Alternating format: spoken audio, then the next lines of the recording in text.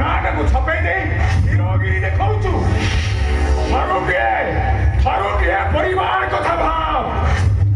ଭାବିଛି ରାବଣ ଭାବିଛି, ମନେ ପକା ସେଦିନର କଥା।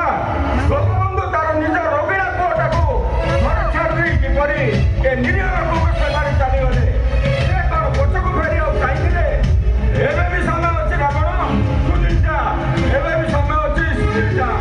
ସାପକୁ ଯେତେ କ୍ଷୀର ଦେଇ ପୋଷିଲେ ବି ତା ଭେଡ଼ାରୁ ଖାଲି ବିଷ ବାହାରେ, ବିଷ।